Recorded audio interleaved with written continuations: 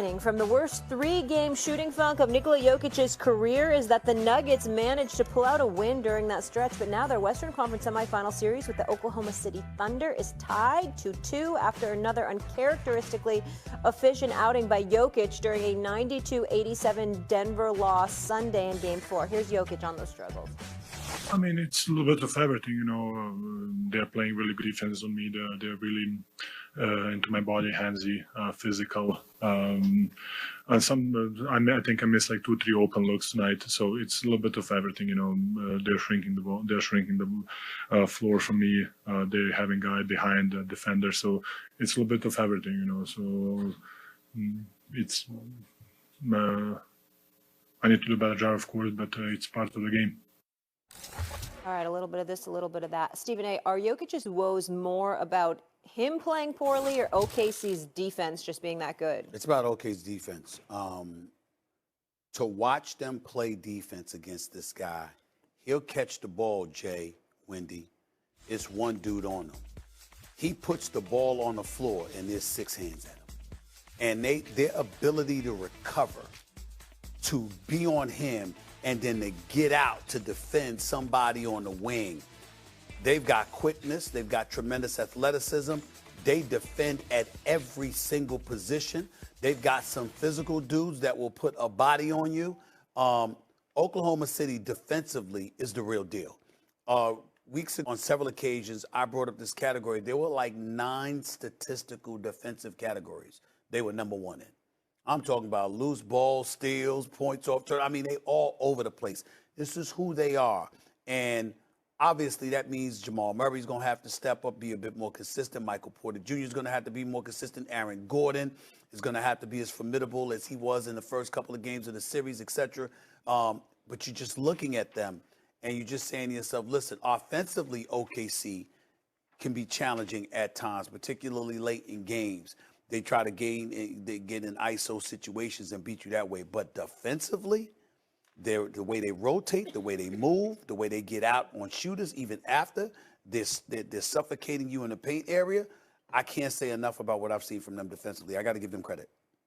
I think you're really wrong on this one. Okay. And I love OKC's defense. I think they are elite. And Hartenstein's done a really good job. Obviously, Chet, they keep rotating guys into fresh legs. My man's missed a lot of chippies. He's missed some open layups. And I know Hartenstein's sitting on that right hand and a level of physicality, but he's missing point-blank shots. Now, look, he's shooting 18% from the three-point line. Ain't all those three-pointers contested? I think it's more the case of his legs and the durability and how that plays into it. He looks exhausted on the court. So I think it's more on Jokic. And here's something else.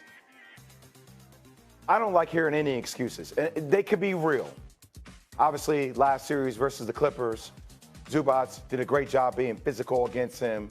Multiple players that this team has employed have been able to come in and try to knock him off his block.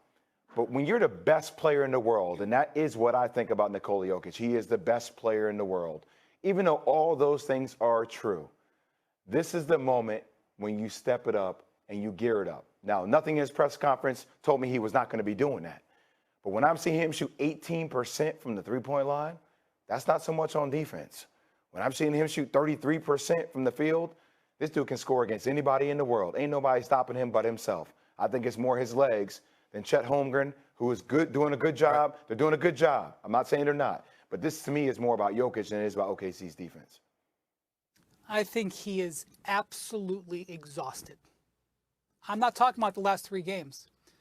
They've played 7 games in 13 days. They have no backup center. He plays nonstop. They basically are playing with 6.5 players. During the regular season, because they were thin and because there were injuries to some of their key players, he averaged the most minutes of any season in his career. Okay? At the end of the season, they had a coaching change. He took even more of a role. You watch in the huddles, and gosh knows what they're doing in practices and stuff. He's taken a bigger role than he ever has before as a leader. You look at the way Zubac played against him. Look at the last 7 games. He's shooting 40% over 7 games. Look at the turnovers. Way up. 5, 6 turnovers a game. Not just these last 3. I'm talking about these last 7. he hasn't been himself. Now, Jay, you bring up a good point. If this was LeBron or if this was Steph, would they be getting, criticized? Say, hey, you're a 3-time MVP. I don't care if you're tired. I don't care what you got to do off the court. I don't care you got to play so many minutes. You got to do it. Yes, that's fair. If you want to compare him to the all-time greats, you have to hold him to the same standard. But, guys, just look at the highlight package. Every single shot is short. Every single shot is short. And the Thunder, they have depth and size and depth. It does matter in good old basketball, okay? And they bring those 3 guys in there, and they lean on them, and they rotate, and they bring help. And Stephen A. is right. It's not that the scheme is otherworldly. It's that it's just deep and nonstop.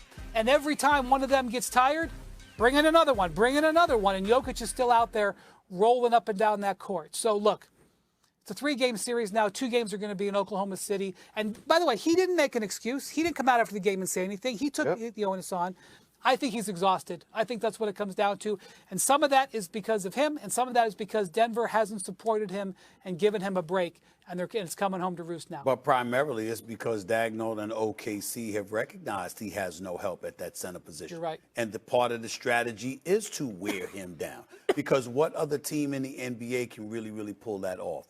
Can throw in an inordinate amount of bodies at you. First of all, they got 18 fouls to give at the center position alone, defending against them. And then that you got to take into account all the other extra bodies that come. The minute he puts the ball on the floor, you 6'11", 7 feet tall, and the cats that's coming at you is 6'4", 6'5", 6'6", and they're getting low. The second you put the ball on the floor, it's 6 hands grabbing at you. It's a lot, Jay. Run these highlights again. Run the highlights of all your. But the whole game, no. We're gonna watch some tape a little bit. Just what, with the exception of the one where he tries to go up underneath. Please put on the highlights of Jokic missing shots. I mean, with the exception of this one, which is the up and under, which he typically makes, by the way. I mean, these are open looks. That wasn't open. Short. Man, look. For a guy like him, they're all short. That's different though. Open look. Come on, man. Like, for me, an open look is, Stephen A., you could be up in my face. If I can see the rim, for a guy like Jokic, that's an open look. All right. So that's all I'm saying. All right, that's the 3-point shots. That's the 11 3-point shots he attempted. It's 18%. I'm saying, what about everything else? I hear you. What about everything else? Some shots are contested, but there are also layups in here. Right. Like here, you're going to see him miss, literally, where he's missing chippies. The ball's going in and out. I'm not saying that the defense has nothing to do with it. All I'm saying is that a player of his magnitude has seen every defense in the book and has still surpassed every expectation. So I'm just not going to discount that. He's never had to do this load, though. This load he's never had to do. From the season to this postseason to this last 2 weeks, he's never had like this. But, Wendy, that makes my point the right point, though. It's more about him than it is about the scheme of the team defending him. That's all I'm saying. Well, I think he's right. I think he said it's both. But I think I don't think it's because he's choking. I think he's exhausted, is my point. See, I'm trying to have him break a tie. He didn't want to break a tie for us. Yeah, not everyone has Windy energy in the playoffs, okay? Windy, I like it. Windy probably had a B12 shot before he came on air this morning because that man is ready to go, Windy. I need whatever you're doing. B12 really works, huh? Yeah. That's what they say, yeah. What they say. Stephen A., you said on Countdown, speaking of what they say, SGA had to answer the call. Did he do it in Game 4? He did enough. He had 3 of 7 shots in the fourth quarter. He did enough. He certainly wasn't as porous as he was in Game 3. Bless you.